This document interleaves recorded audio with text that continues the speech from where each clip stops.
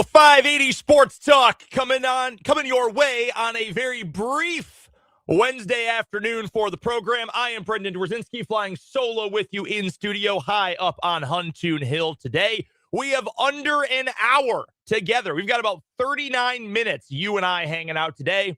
So let's make the most of it, shall we? We've got plenty of NFL news and notes to get to. We will also get you, of course, ready for the 580 Preps Road to a Championship here on 580 WIBW as the state tournament continues today. We've got the Shawnee Heights girls in action coming up at 4 o'clock. Then that's with Dan Lucero and the coach, Larry Latimer. They're out in Kansas City, Kansas today at Kansas City, Kansas Community College. Then down in Emporia at 6 and 8 o'clock. Trenton Kraxner is going to have the action for some small school games coming your way here on the Sports Voice of Kansas. We will have, again, all that action for you. A triple header of coverage on quarterfinal day 2 for the high school state tournaments here in Kansas on the 580 Preps Road to a Championship. Plus, a thought on K-State before we get out of here. Their season came to a close last night. Matt Driscoll might be the weirdest guy alive. I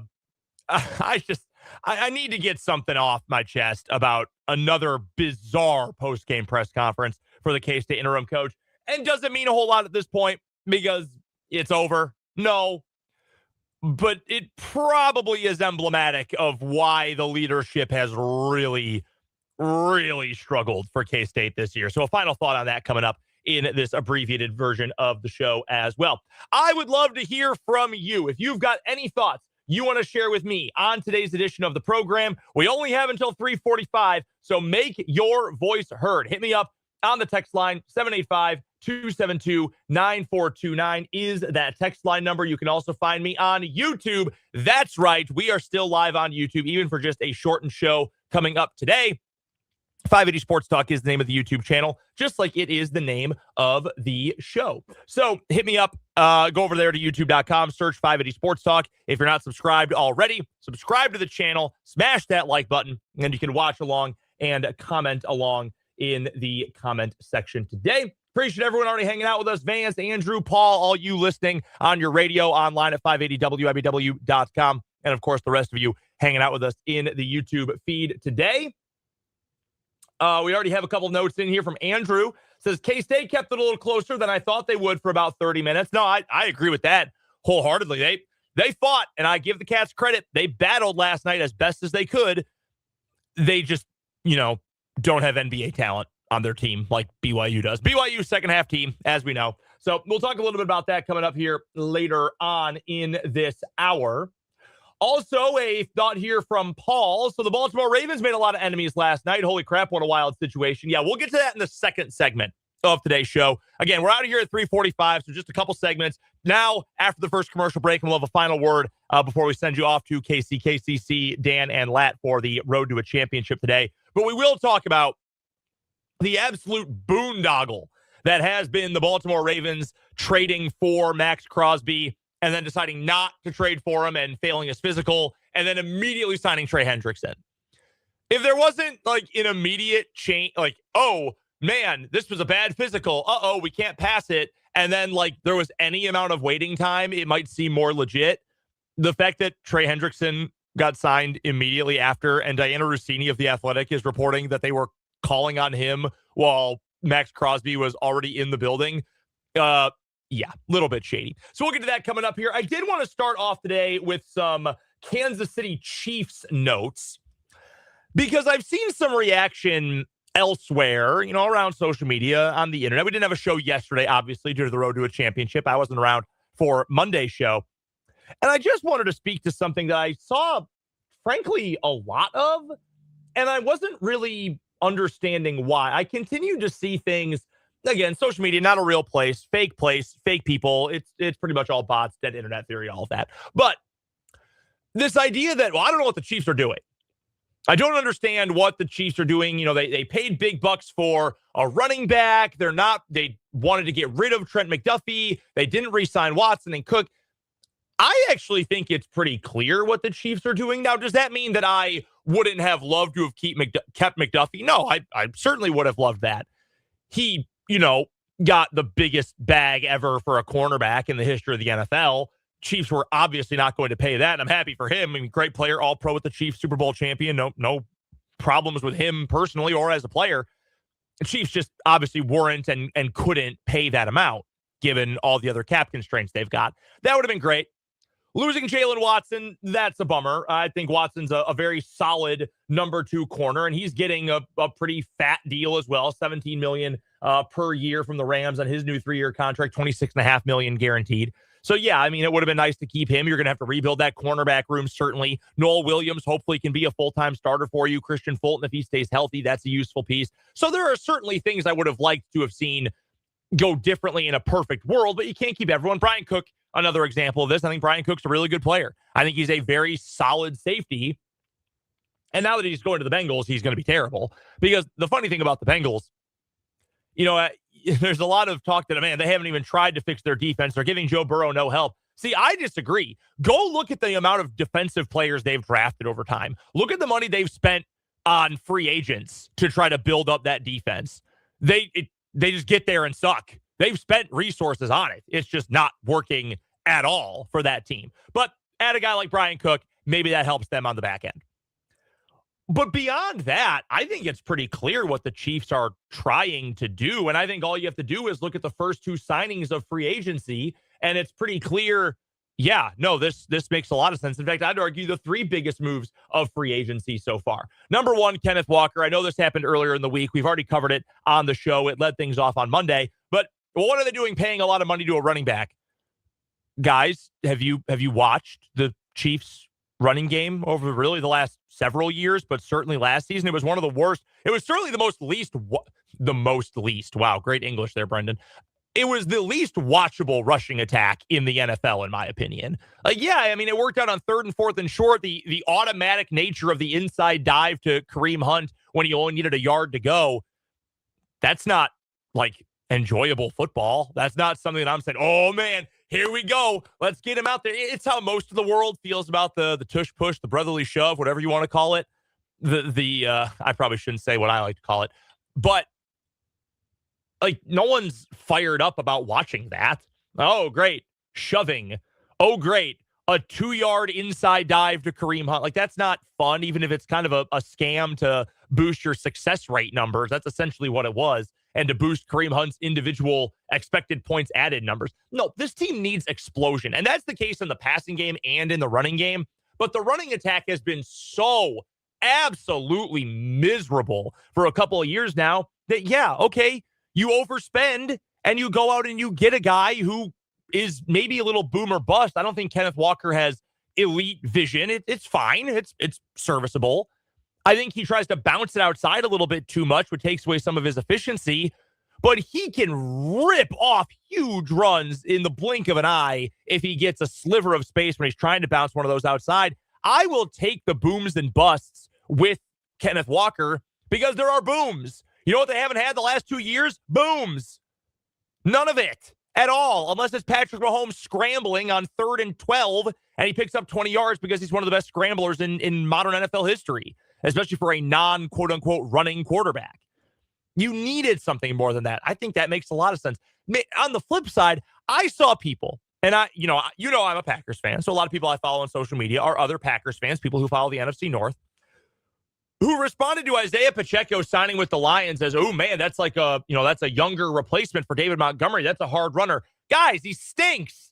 I'm sure Isaiah Pacheco is a nice guy. Seems like an affable player. Guy his teammates like. He stinks. He is never the same after the injury, and that's unfortunate. And it's part of the game. It's a crappy part of the game. That's not a good player. Like, why should anyone be, oh man, the Lions, that running game is back? No. He got $1 million.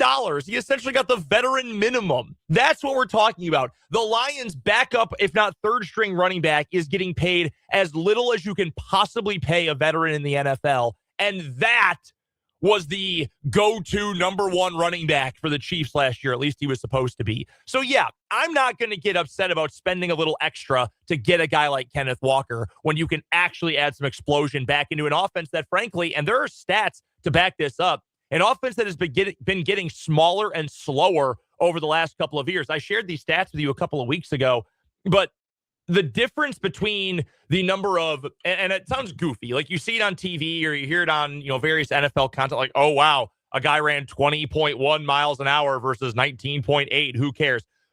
Well, go watch the Chiefs and watch how much slower they are. As it turns out, game speed and 40-yard dash speed are not the same thing. And the Chiefs have had enough of the latter, and it hasn't really done anything, and not nearly enough of the former, which is actually usable. Kenneth Walker is game speed that you're adding to this team. That is a big deal. Isaiah Pacheco, give me a break. The Chiefs needed to add there. I love what they did defensively. In fact, both of the first two big moves that the Chiefs made defensively. You get Khyiris Tonga, who is not a superstar, not even close. I would not be surprised if you had never even heard of him or barely know about him. If your friends, certainly casual football fans, maybe they only tune in for the Chiefs or, they're not super into the league, but they'll watch the big games. If they didn't ever hear of Khyiris Tonga, I would understand it. That is a space eater, the least respected guys in the business by and large, other than special teamers, the guys who are not going to get sacks up front. They're not going to get crazy tackle numbers. They are there to swallow up blocks and to beat up on a guard now and again. That's what Khyiris Tonga is. He is half a sack in 5 years. But you don't need him to do that. You need someone who's going to add some beef up front, who's going to be imposing up front, because you had Derek Nottie for the last however many years now. That was a plugger who didn't fit the jack. You need a plugger who's actually going to, plug the gap, plug the opening. And Derek Nottie couldn't do that. Not imposing at all. I like Mike Pennell. I liked him more like 3 years ago than this past year, certainly. You're getting a guy in Tonga who's actually going to help that way. I heard this on a podcast just earlier today, in fact. This is Football 301 from Yahoo Sports. It's, in my opinion, the best football podcast out there. But they were talking about how the Chiefs actually had, by the numbers, a pretty good run defense last year, all things considered. But they also stacked the box as much as pretty much any defense in the league. Put more players inside the hash marks, inside the tackles defensively, up near the line of scrimmage. When you do that, what does that do? That leaves guys on islands all over the field. It leaves your linebackers more susceptible if they're out there on islands.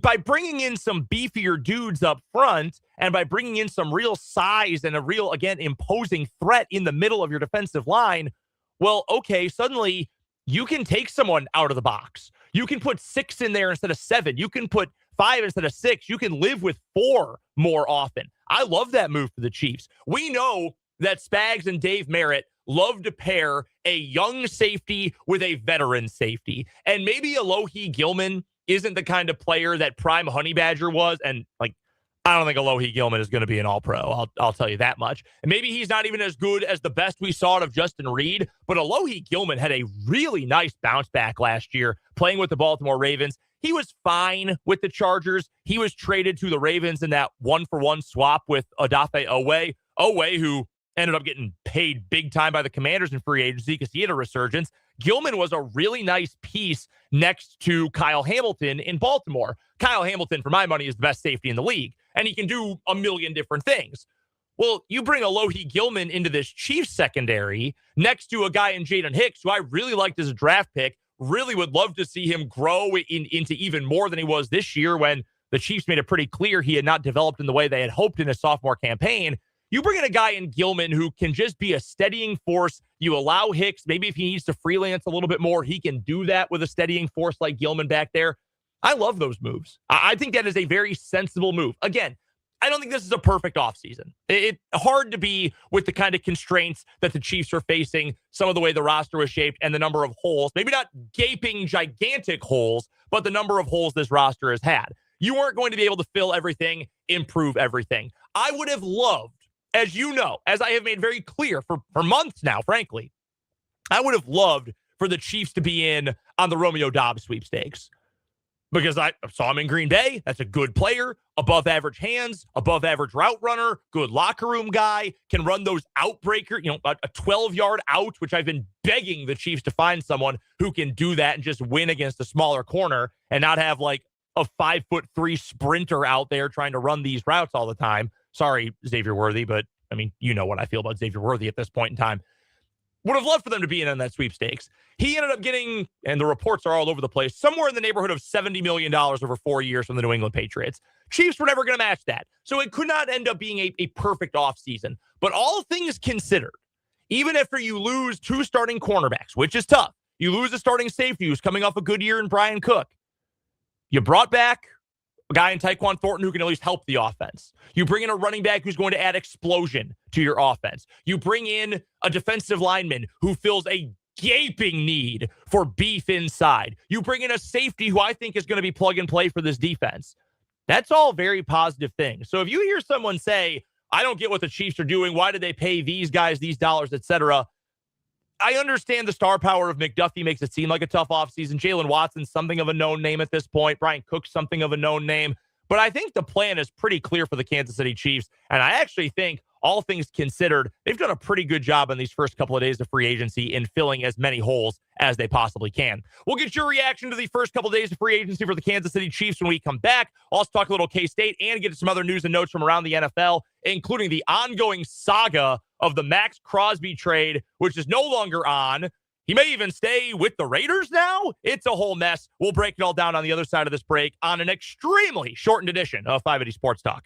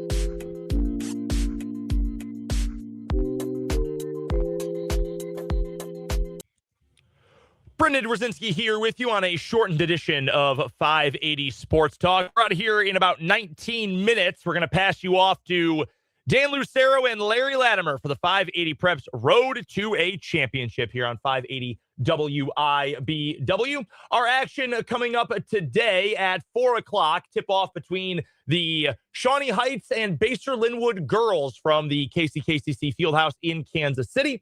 Dan and Lat will have the coverage of that one. We'll have some scores for you from the studio today as well. Rossville in action on the boys' side in Class 2A. We'll have updates from that game.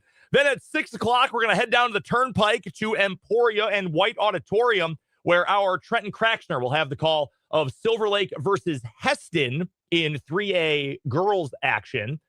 And then following that, we will also have 3A girls action in the final game of the day as Osage City takes on Girard from Emporia. Trenton Craxner will have the call of both of them. We'll also have updates from Rock Creek versus Eudora at 6 and Wabunzi versus South Gray during the 8 o'clock window. All of that from Championship Central, anchored by yours truly here on the Sports Voice of Kansas, 580 WIBW, and the 580 Preps Road to a Championship.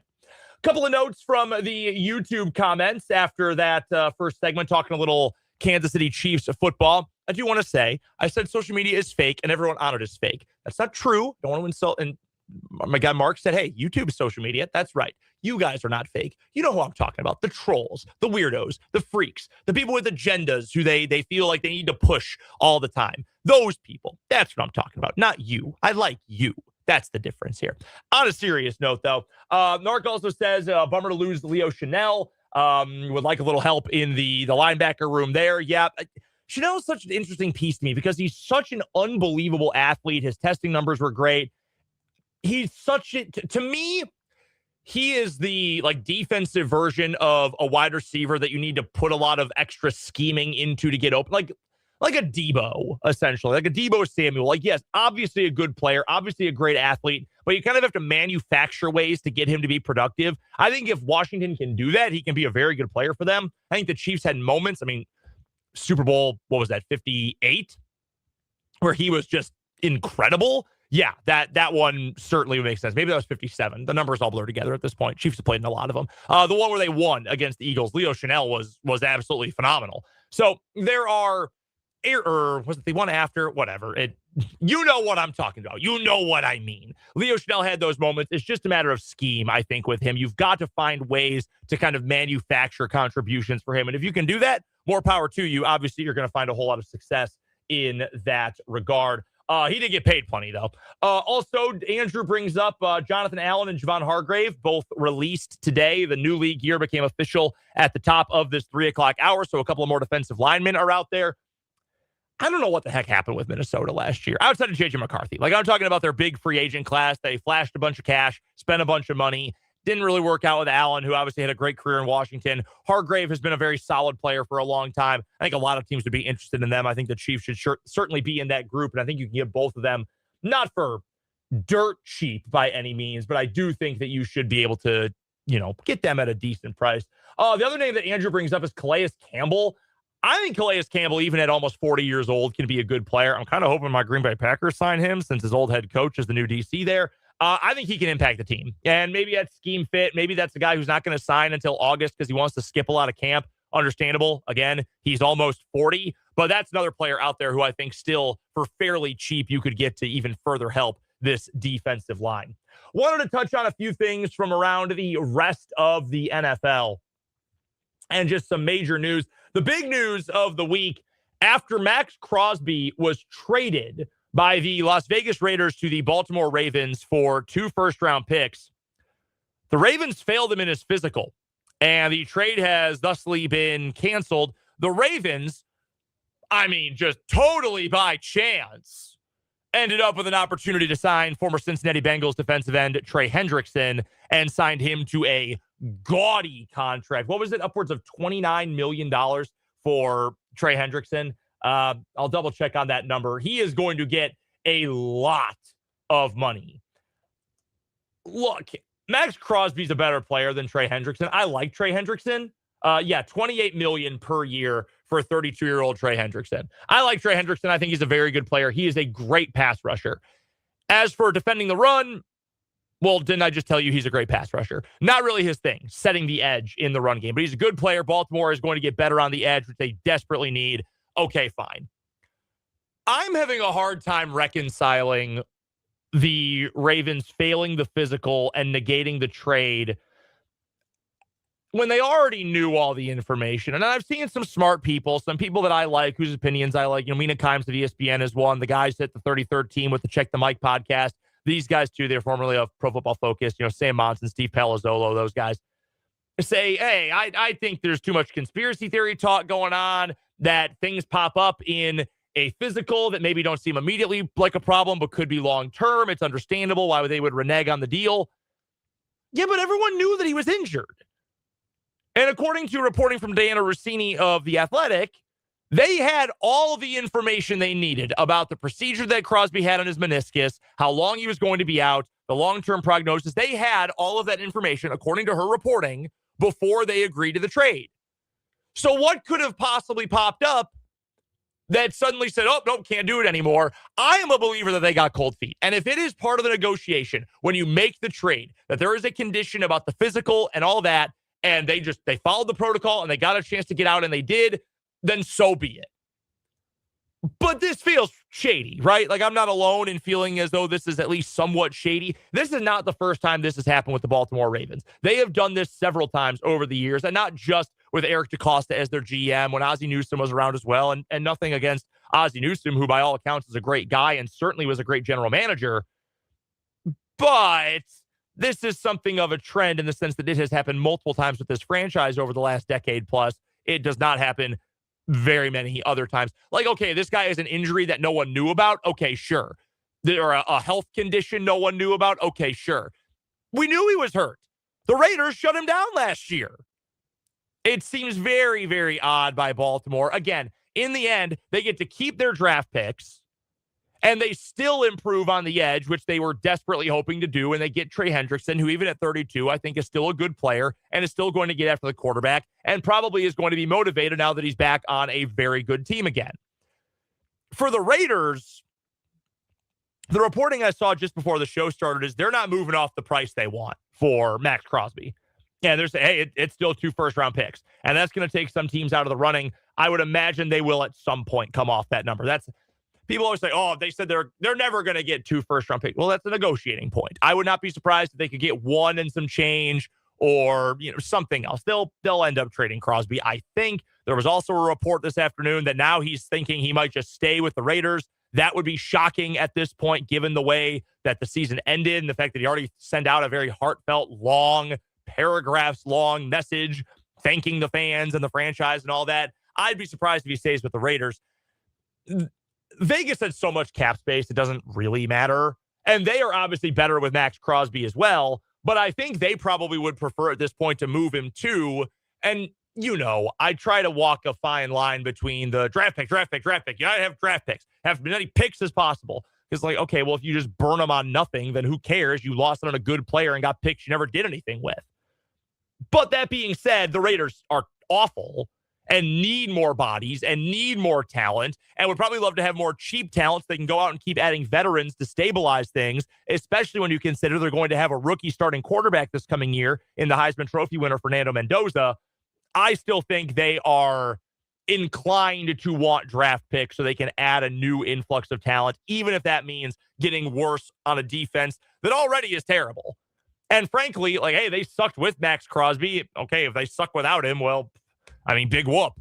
You're no worse off than you were before, and maybe you can find a couple of guys who are going to be future contributors for him. So it's going to be interesting to follow, compelling to follow if teams do business differently with the Ravens going forward. I know Diana Rossini mentioned that as well, that, hey, teams are going to be unwilling to work with Baltimore if they're going to pull stuff like this when you think everything is all taken care of. And I don't blame them, honestly. And maybe everything is good. Maybe everything is above board. Maybe there's truly nothing shady going on. I find that hard to believe. But in the end, Baltimore got what it wants, and it's only the Raiders. And I know the Raiders are not going to get any sympathy from you, and I'm not saying they should. I'm just saying I can understand if they feel like the rug was pulled out from underneath them.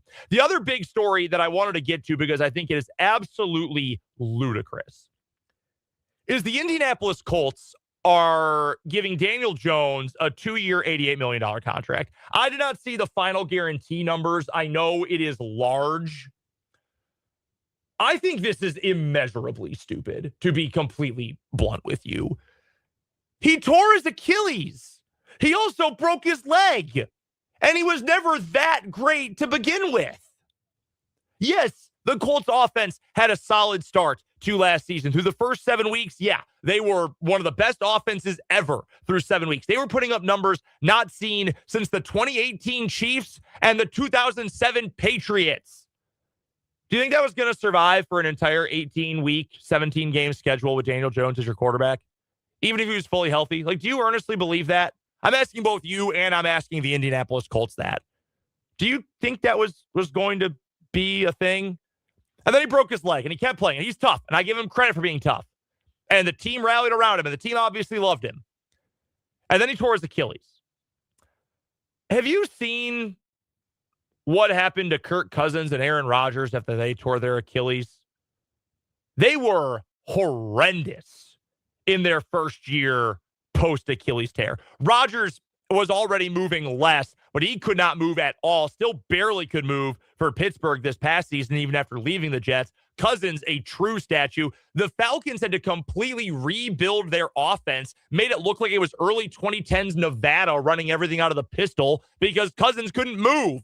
He couldn't drop back because he was so immobile. And those were two guys. Rodgers in his heyday was very mobile. He was a great scrambler. It's why, all the early comparisons for Mahomes coming out of Texas Tech were, he's like Roger, or he's like Brett Favre. No, actually a lot like Aaron Rodgers. The two of them have a lot of similarities, and their scrambling ability, I think, is actually one of the clearest ones. As he's gotten older, he has scrambled less than the Achilles injury, obviously. A ton of Daniel Jones's game is based on his athleticism, his ability to move the pocket, his ability to scramble, to run a little bit. You take that away post-Achilles tear, he might not even be able to be ready for week 1 now anyway. So you're pushing this, a 2-year deal, you're pushing a lot of this out. And, for what?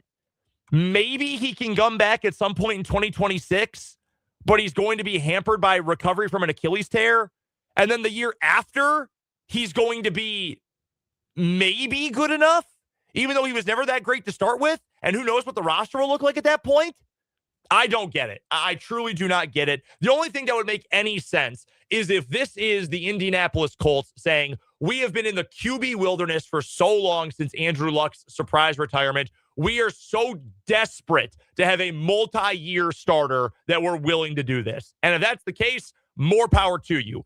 I certainly wouldn't do it, but thankfully, I'm not Chris Ballard. We've got to get to a timeout. We'll have a final word coming up. I told you we'll talk K-State. We will get to the Cats and a final word on the end of a, frankly, miserable keyword there season for the Wildcats. That's coming up in the final word before we get you to the 580 Preps Road to a Championship here on 580 Sports Talk.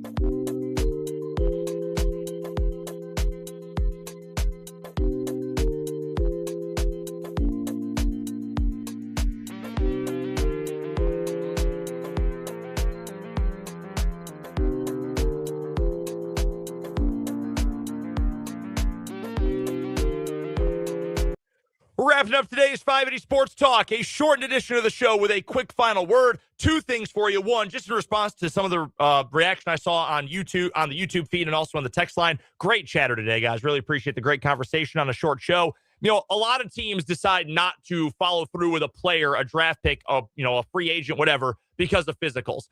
I don't disagree at all with that. I completely agree with that.